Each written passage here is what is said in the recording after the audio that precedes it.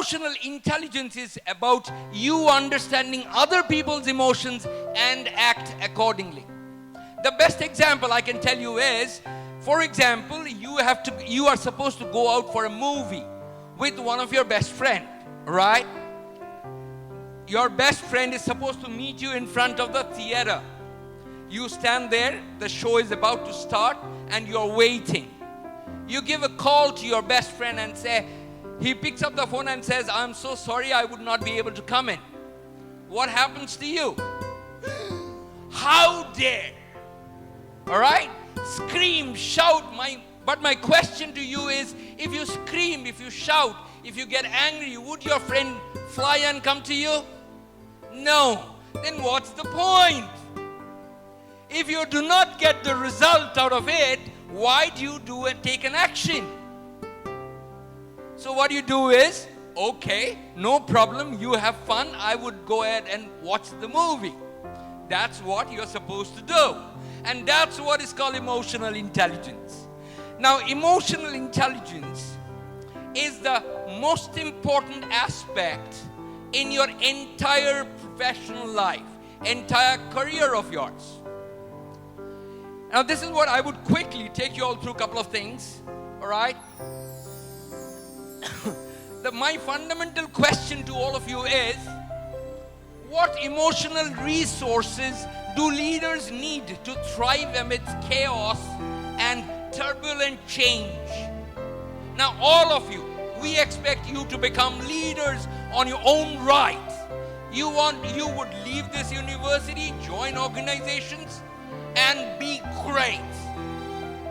You would display leadership qualities so that you can go up the ladder quicker than ever, right? But the question comes in is, what emotional resources do leaders need to thrive amidst chaos and turbulent change? Now, before I get into that, let me tell you about resources. What do you mean by resources? Now, a lot of people tell me, thank you. A lot of people tell me that, Joy, I asked them that I gave you some work to do. Did you do it? Oh, I'm so sorry, Joy, I didn't get time. Some students come to me and say, Joy, I want to do my master's. I want to do my PhD. I said, what's stopping you? Oh, I do not have my financial resources. I'm waiting. The day I have my financial resources, I would join. I'm sorry, you would never. All right? The question is not about resources. It's about being resourceful. It's not about resources. It's your head. It's your brain that matters. You think you can organize, you would organize. You think you can manage, you would be able to manage. I keep talking about this. Time, you would never have it. If you're interested to do something, you will do it. If you're not interested to do something, you would find an excuse not to do it. That's how it works. All right? Now, today, I would talk about a couple of emotional resources, what is required for you to move up the ladder. I keep telling this. Your career is nothing but a ladder, and the way you move upwards is displaying your emotional resources. Now, the second question is, how do leaders create an emotional organizational climate that fosters creative innovations, change, performance, or lasting relationships? Today, we are being judged by a new yardstick. We are being judged by a new measurement procedure. That's called the new yardstick. Not just how smart we are, how smartly we dress. It is not only by our training or expertise, but it's also how we handle people, how we handle relationships, how we handle our relationships in and around us. I would not only talk about your personal relationships, your social relationships. All right? This was spoken by someone called Daniel Goleman. Now, this gentleman is the one who has been working on emotional intelligence around the globe. All right?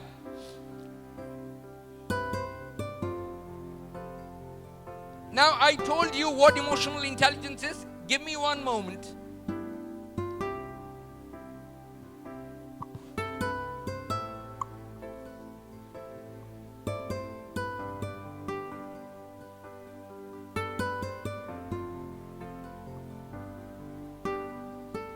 We spoke about what emotional intelligence is, right? What is emotional intelligence? It's the capability to understand your emotions, to understand others' emotions, and act accordingly.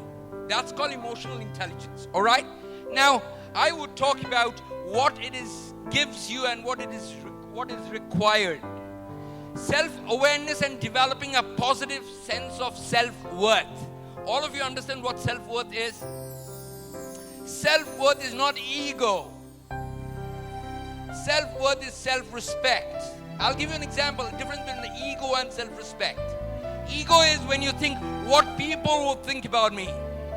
And self-respect is when you know what people think about you. That's the difference. Alright? People should think good about me. No! You should know what you are delivering, what value you add to people. That's where change happens. Problem solving, emotional management, impulse control, decision-making abilities. I'll give you an example. I would have spoken about it a little later, but I would talk about it now. What's decision-making capability? Now, let's say you are scared of darkness. You are scared of darkness. You are alone at home. Suddenly, the power goes off. Absolute pitch dark. All right? Pitch dark. Suddenly, you hear a knock at your door. What happens? Let me run. Now, this is what happens. What happens is your decision-making capability is taken over, hijacked. You cannot take a decision at that point in time because your brain, the part of your brain that takes decisions, all right, it's called prefrontal cortex. Prefrontal cortex is hijacked by a small little piece in your brain called amygdala, and you cannot make any decisions. Whatever decisions you make are wrong. Probably you would repent about it a little later. Okay? Because your brain is occupied by that factor of fear. Alright? That's what happens. Relation building, empathy, social skills. We would talk about it a little later. We would have time for it. Taking responsibility for one's actions. I keep talking about this. If you have the gumption, guts to do something, stand up and face the consequences too. If you do not have the courage to face consequences, do not do it. It's very simple. All right?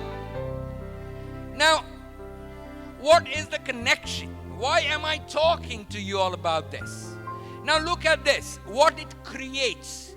If your emotional intelligence is low, what happens now? At-risk youth, low EI or emotional intelligence. Unsuccessful in school. Why? You are disengaged. You are not engaged with your peers, with your teachers, with your other students of yours. Disconnected from teachers and peers, poorly developed sense of identity. Now this is where the problem is. I'm saying, do you know what you are, who you are? Do you understand why you have joined here? Do you know what you want to do in life? Do you know what you want to create? That is what is important. It is called self-identity. Struggle with relationships. negative attitudes. Inexpressive. I would talk about inexpressive, a couple of sentences. What do you mean by inexpressive?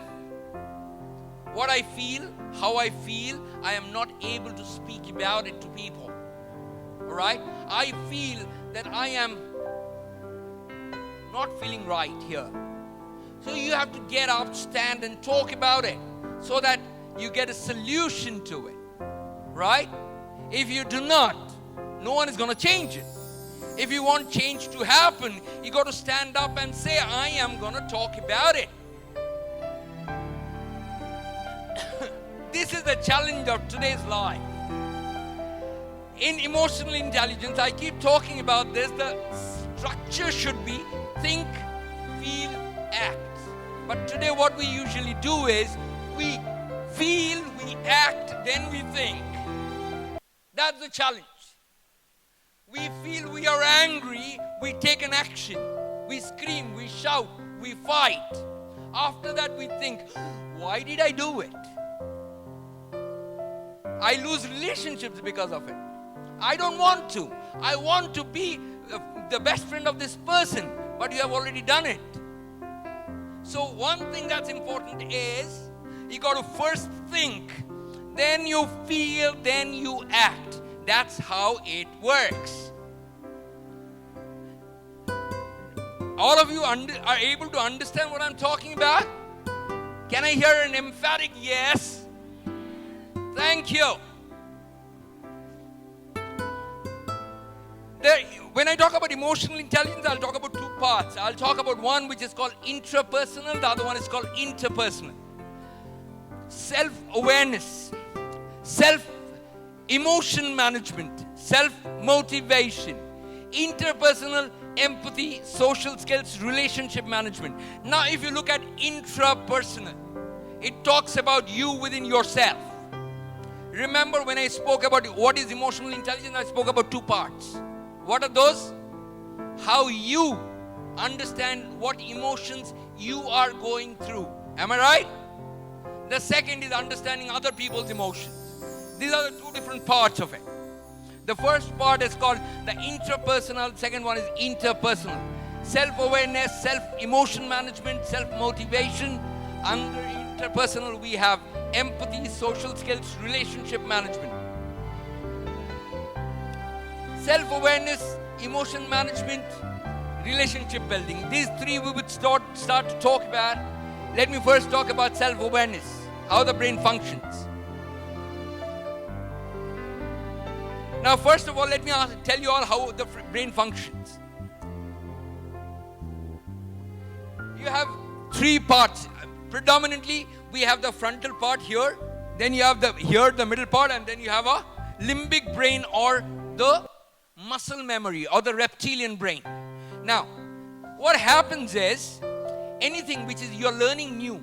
For example, when I came to Adams University for the first time, I had to ask directions, right? So that's a new activity I was doing. Any new activity happens here, which is called the neocortex. Now, the front, I told you all, it's called prefrontal cortex or PFC. They take decisions. They are like the CEO of the organization. All right? This is the R&D team, research and development team. This is the CEO's office. All the decisions happen here. And the regular factory job, everyone, it is done by the limbic brain, all right, or the reptilian brain. So what happens is, decision or the neocortex is like very lazy, all like you and me, very lazy. We don't want to do that job which we don't like, okay? What happens is, to move it here, for example, to make it a habit of yours, you have to push it. You have to make the neocortex do it 4 times, 5 times, 6 times, 7 times. Then it becomes a habit. It moves here at the back of your brain, which is the limbic brain. Now, to make it a habit of yours, I keep talking about this. A lot of people ask me, Joy, how do you speak the way you speak? I keep telling them that I was not born from my mother's womb speaking like this. No. I was not born from my mother's womb speaking like this. I was like you all at one point in time. It's doing it again and again. One thing, I did it again and again, until it went to my reptilian brain. Today, I don't have to think about it. I stand and I start talking. If you want to become a great speaker, if you want to become an orator, you want to become anything involved in life of yours, keep doing it. And the best thing I can tell you all is, ask yourself, what is one thing you are not good at? One thing you are not good at. Pick that up. Keep doing it again and again. Keep forcing yourself doing it again and again until you become good at it. The day you become good at it, do not do it free of cost. Simple. Business opportunities. Right? Now, identification of emotions. What are the different emotions we have? And how do we recognize those emotions? Emotional triggers. That means sometime, a lot of people tell me, and I also feel bad, someone lies to me, I feel really bad. I do not like someone telling lies to me. Alright? That's my emotional trigger. Everyone has emotional triggers. Something that when that happens, you feel different. You get an emotion. Alright? The challenge of human beings, challenge of all of us, is that your mind and your body are two parts of one single system. Two parts of one single system. Why do I say it? You would realize this, that when you are not happy, when you are sad, what happens to your body? Your body takes a certain posture. I'll give you an example. When I'm sad, usually, most of us, what we do is, we sit down like this. Right? Your body takes up a certain posture. Would you, when you're sad, would you go and dance? No, you would not. Because your body would say, no, don't do it. You are in a different mood. My challenge is, people ask me, Joy, what do I do? What do I do when I feel sad?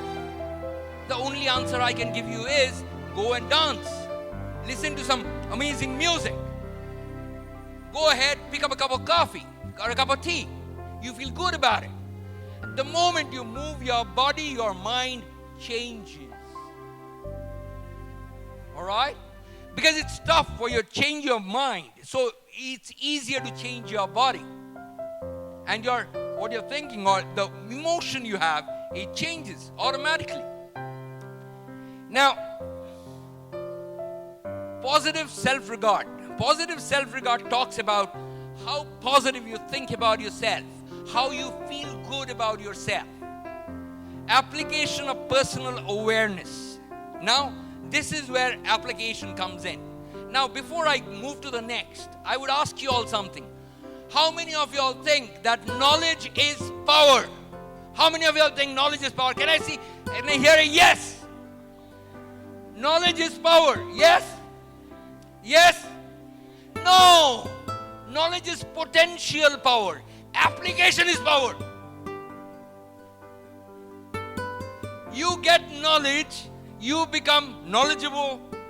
If you do not apply that knowledge, you are never powerful. You get knowledge in the classroom. You do applications outside the classroom. When you do the right application, that gives you power.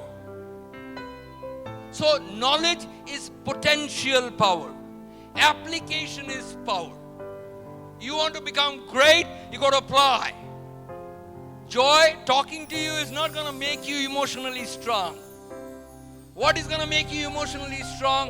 When whatever knowledge you get, you apply it. That's what is going to make you strong. Now, coping with emotions. We typically deal with emotions one of the following 4 ways. What are they? We exaggerate the emotion so that we are overwhelmed by them and lose control. First thing we do is we exaggerate the emotion in our head. What do I do? What's going to happen? Oh, I have no idea. Adamus is a new university.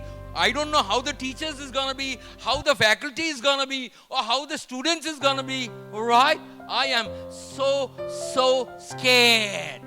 Now you have obviously overwhelmed yourself, and now you are at a stress. Your stress level has increased. All right? Who did it? You. Did Adamus University did anything to you? No.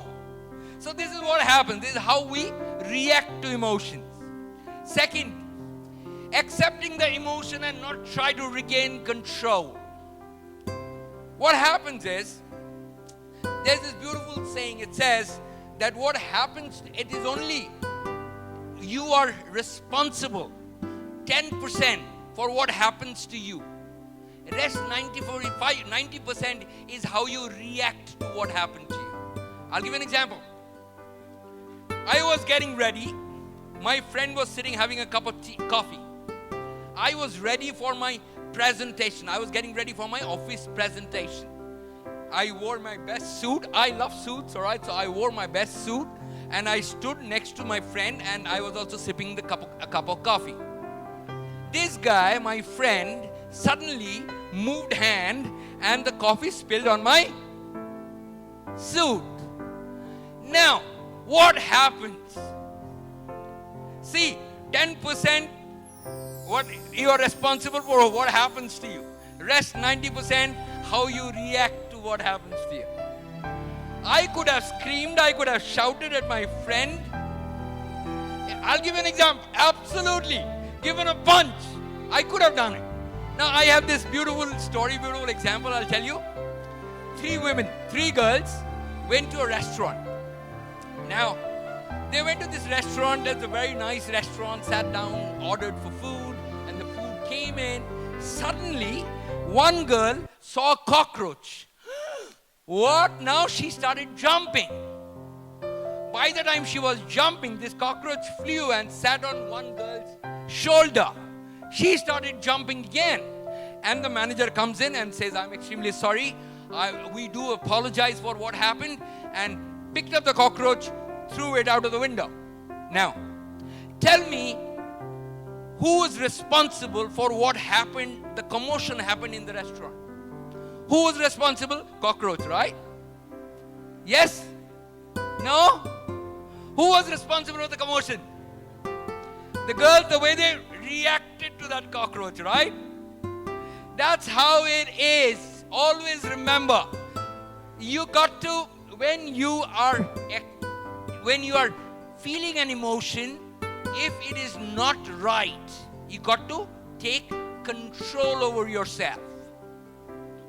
Most of the time what we do is, we do not try and take control over it. We lose control on our emotion. Substituting the emotion with something more comfortable, like distractions. Right? So when I'm feeling it, I try to hide it under something else.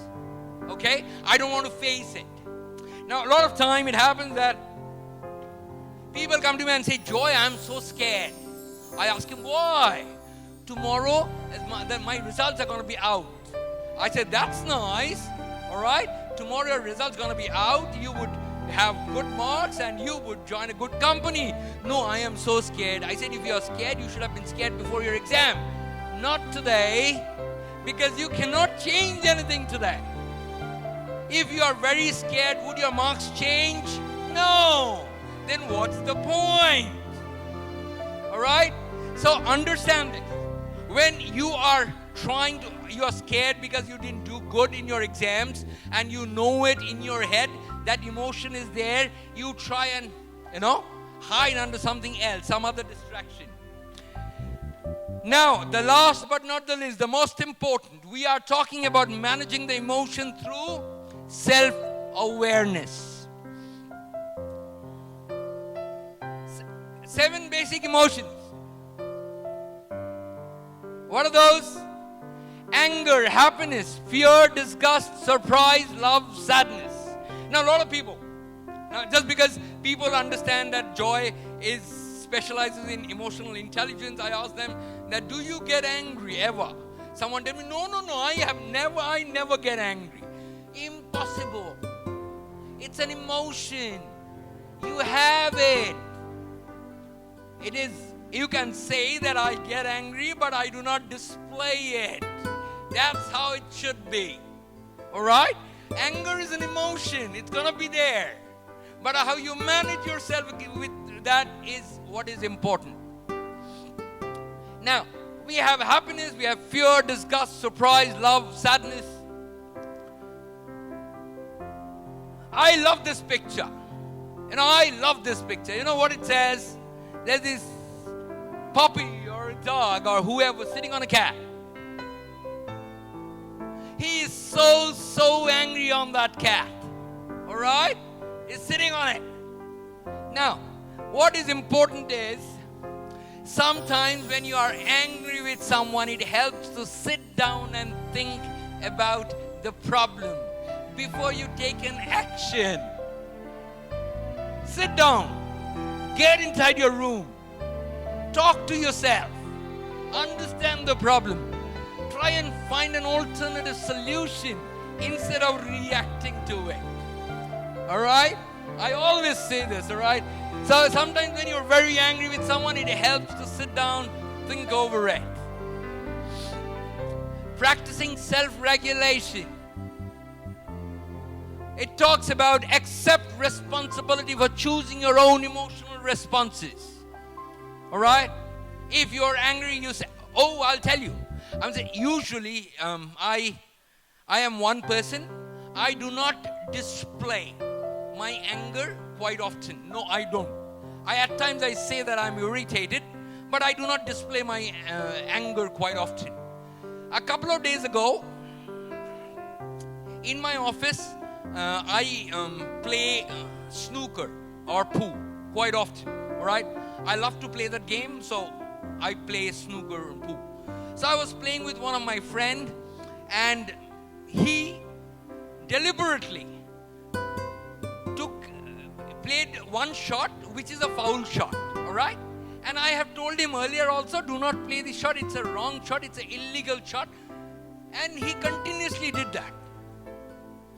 I just lose control. I said, why do you do the same thing again and again?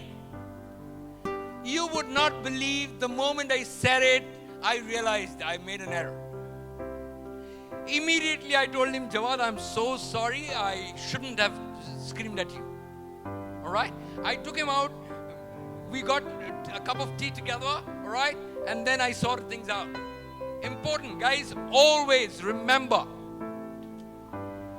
any negotiation that happens comprised of two parts. One is called emotional component. The other one is called material component. Emotional component, material component. For example, sir and I, we want to go for lunch. Alright? Sir wants to have continental food. I want to have Indian food. And I force her, no, we'll go to an Indian food. What am I doing? I am not respecting another person's emotion. Right?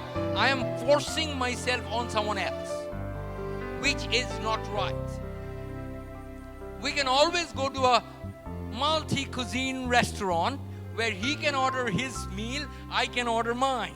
Right? So I think it's very important to understand that you should accept responsibility of whatever you have done or whatever emotional outburst you have. Alright? Learn to reframe stressful situations into ones that are challenging. I'll give you an example. One of my trainees was invited as a guest to one of my ex-offices. So he was very worried because my ex-office, when I talk about ex-office, I have worked with companies like Infosys, I've worked with companies like IBM, I've worked with companies like Cerner Corporation, which are world's largest, okay? So he was very worried. He said, Joy, I am so worried. I don't know what to do. I said, do not bother. No, I am bothered. He says that I got to stand in front of a group of people and they are amazingly learned people, All right, they are professionals and I don't know what do I talk. Then I sat down with him. I told him that, have you ever experienced something, spoken in front of a group of people? He says, yes, I have. I said, then why worry? Imagine if you do it right, if you do it great, there would be so many people standing there would be an admirer of yours. All right? Now, it is important that we would come across challenging situations. It is important for you all to understand this. Life is not easy. There would be challenges. There would be stressful situations. But the question is, how do you manage those stressful situations? Converting them in your favor. That's what is going to make a difference. All right? So it is not about what you want to become. It's about actions you take that would take you there. I keep saying this to people. What you read today, what books you read today, what actions you take today is going to decide 5 years down the line which car you would drive. It's your life. It's your car. You decide which car you want to drive. That's how it is. All right? I am no one. I can only tell you something. Action has to be yours. You got to take the actions. All right? Now be aware of and learn to manage your own emotional triggers. I told you about emotional triggers, right? There are certain things you feel sad about. There are certain things you get angry. There are certain things that makes you happy. All right? Happy, good. Sad, not that great. Angry, not that great at all. So you got to understand what triggers you. Once you understand what triggers you, tell yourself, it's okay. Probably that person had a different intention. Probably that person was unaware of what I was looking at. You would realize, you would come into that compromise situation and you would not be angry. I keep telling this to people, that your expectations and my expectations may not match. May not match. So what you do is, sit down, talk, understand expectations, bring out a conclusion out of it. That's how it works, right? All of you agree with me? No? Yes? Maybe? Still no. This is not what I expect from y'all. Can I hear a yes or a no? Thank you.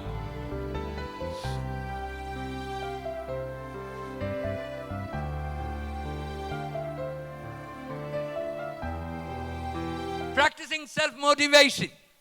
Now, what is self-motivation? Sometimes you are unwell. Sometimes you don't feel like doing something. All right? Sometimes you are at home, lying down, all right, watching a movie. You like that movie, but you got to go to college. You know, there's a time, 9:30, you got to reach college, but you don't want to. You don't want to. What happens now? You got to force yourself. All right? Why you got to force yourself? Because you want to see tomorrow where you want to go. I think that's what I keep saying, you know. Dream is not what you see when you sleep. Dream is that doesn't allow you to sleep. I think that's how it works. That's exactly how it works. Now identify your explanatory style. When a setback strikes, resist asking what's wrong with me. Instead, ask how can I fix it? It's very simple. We are human beings. We are bound to make errors. We are human beings. We are not gods. If you tell me, Joy, you cannot make errors, then I am God. I'm a human being. I am bound to make mistakes. But my question is, after the mistake, do you sit down and think over it and ask, what are the changes I can bring in so I can become better? Instead of cursing yourself, oh, I am bad, I did this, I did that. No point. It's not going to change. It's only going to change when you sit back, look at yourself and say, okay, 1, 2, 3. I can change to make it better. Work to achieve your flow state, being in a moment with work tasks. Okay.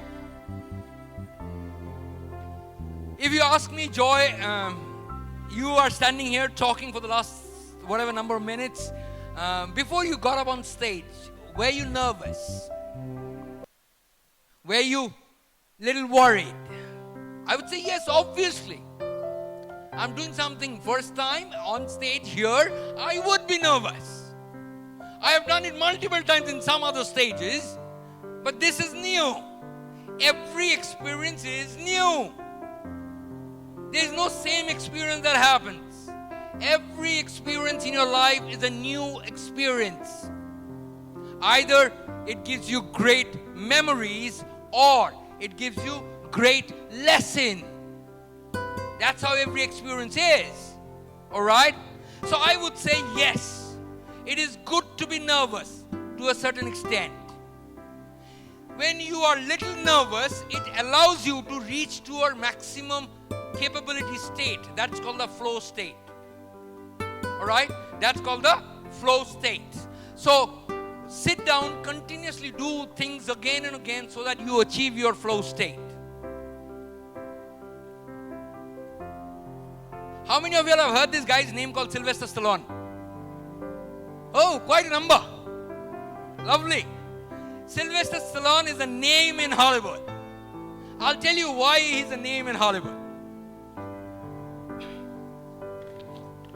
When he was starting his career, he had nothing. Absolutely nothing. He couldn't speak right because he had a problem with his jaw. Alright? He couldn't speak right. He had a problem in speaking. But he wanted to become an actor. So what he did, he went to every distributor's house and went and begged, give me a role. I want to act. Everyone said no. Not gonna happen. One day, he was absolutely down and out, okay? One day in a cold night, he was walking down the subway when he saw on TV a boxing match happening. And he saw this white guy is beaten every time. He falls down and gets up and fights again. He goes home, starts writing a story about a boxer. Okay?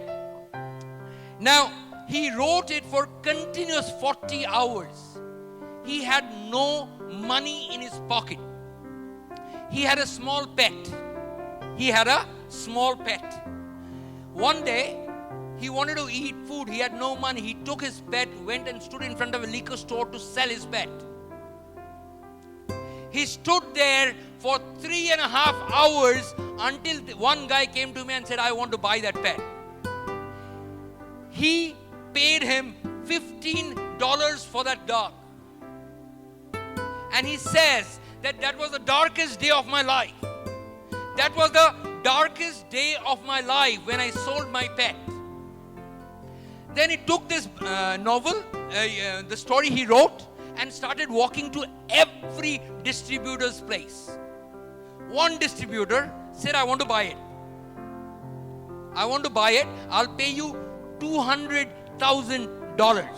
Imagine a guy with not even a penny in his pocket is offered $200,000. He says, where do I sign? He says, this is the contract. He reads the contract. The contract says that Sylvester Stallone is the writer of the story. He says, no, I am going to act in this movie. I am not the writer. He says, no. We have already decided on the actor. We are ready to pay you $250,000. He says, no. Walks out of that office.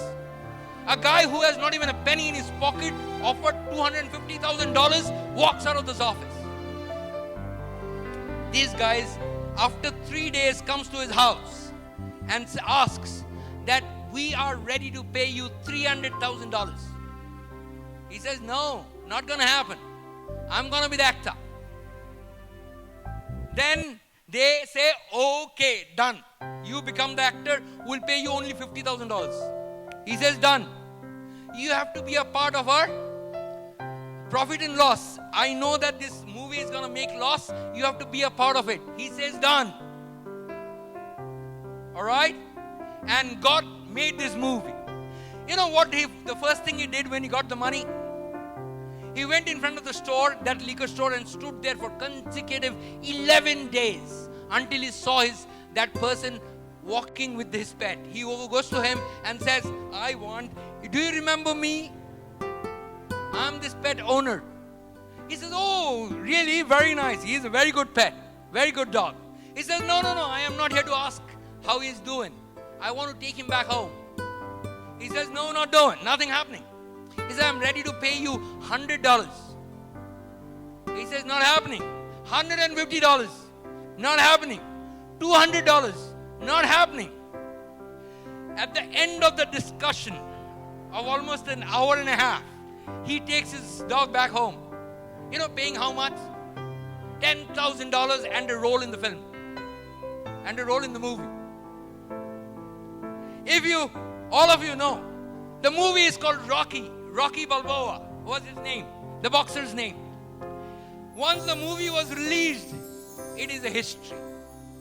All right, we all know it. So the question is, again and again, I keep talking about this, is if you do not know what you want to become, you'll never become something. You got to know what you want to become. If you want to go for a vacation, you need to know which place you are going. Then you can buy the tickets, your flight ticket, your train tickets, your booking of the car, bus, anything.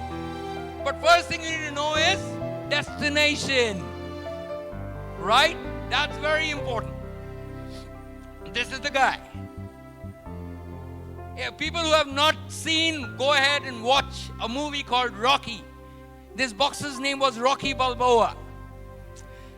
If you don't go for what you want, you would never get it. If you want something, go for it. Otherwise, you'll never get it.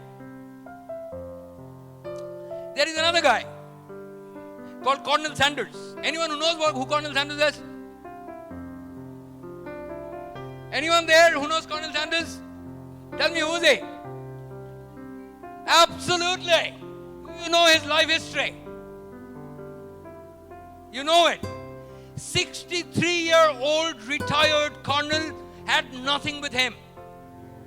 Nothing, absolutely nothing. One day, he stands up and decides, I want to do something good with my life.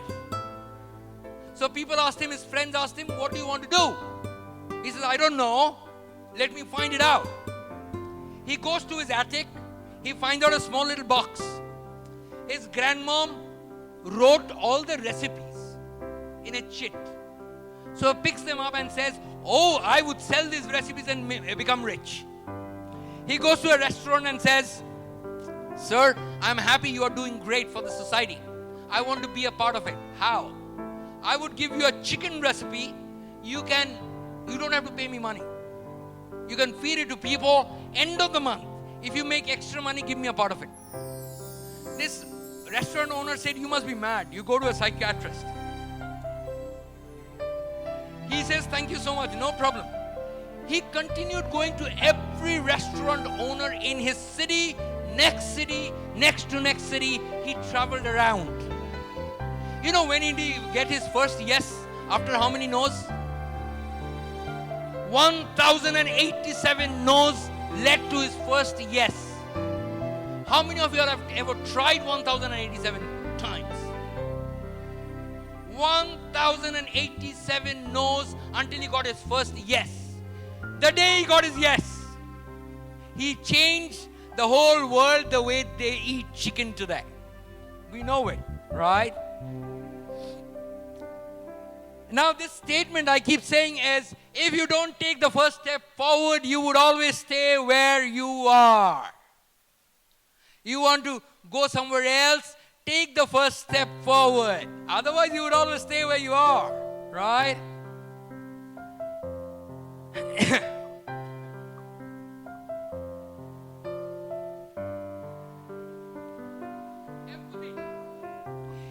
Empathy means to feel about other people, to understand others' emotions and feelings. How people are feeling today. I am sweating. I'm sweating like no one's business. All right? Now, I am sure all of you are. Okay? Now, the way I feel, I'm going to say, for example, if I feel sad or I feel great about something, that's called empathy. My best friend comes to me and says, you know what, Joy, I had a terrible day today. What do you say? Oh, really? Happy or sad? No. Why did he say that I had a terrible day today? He could have said that I had a fight with my boss. He didn't tell me that. He said, I had a terrible day today. Why? Because he wanted me to ask him that, why, what happened? All right? Now, understanding these small little emotional cues is going to make you more powerful. I keep talking about this. If you are not empathetic, you can never become a leader. Never ever become a leader. If you do not understand other people's emotions, you can never become a leader. Now, the ability to understand the emotional makeup of other people. For example, someone comes to me and says, Joy, I am not really feeling nice. Can I go home? I am not really feeling good. I have a terrible stomach ache. And I tell him, no, you got to finish your job and then go home. I'm sorry. He would never work with me ever. He would come to office, work, take salary, go. The day he get a better option, he would leave. The day he get a better option, I have lost him forever. One single incident. One incident of you not understanding someone's emotion can change the whole scenario. Ability. Now, I'll come to something called transactional currencies. How many of you all understand what's currency? What's currency? Guys, can someone say something? Currency. What's currency? What's currency? Fantastic. What are the different currencies we have? Huh? Different names given to the same thing. Someone says dollar, someone says something else, someone says something else, right? One is money, right? Okay, there are 3 different currencies of transaction. 1, money. What is the second? Yes.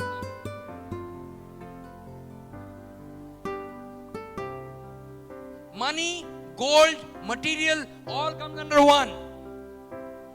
All comes under one. I have written 3 different goddesses' names. Can someone tell me who are those? Lakshmi, Saraswati, and Durga. Lakshmi, money, gold, material, everything, right? What's next? Saraswati. Knowledge or intellect. Lovely. That's a transaction. What are we doing today? What is the transaction that's happening today? What's the currency? Absolutely. Now, what is the third? Durga. Power. I'll tell you how it is. On your birthday, you want to buy an amazing dress. All right? You go to city center, you go to Forum Mall, you go to, what else do you have? Multiples. All right? You go to all the shopping malls, you find an amazing dress, buy it, bring it home, keep it in a cupboard. I want to wear it on my birthday. All right? On your birthday, you wear it and your best friend stands next to you and says, what are you wearing? How do you feel? Psst. That's how you feel, right? Disempowered. But your best friend stands next to you and says, wow, amazing, where did you get this from? How do you feel? Powerful, right? That's called emotion. Emotion gives you power. Now look at it. If you come in the morning and say, wow, you had a new haircut, you are looking nice. The other person feels great. That's called compliment. Now imagine the power of compliments. If you keep giving compliments to people, you become so powerful socially. Everyone wants to be a friend of yours. Everyone wants to stay next to you. That's the power. That's the power it gives you. All right? Practicing empathy. Empathy means recognizing and responding appropriately to the emotions of others.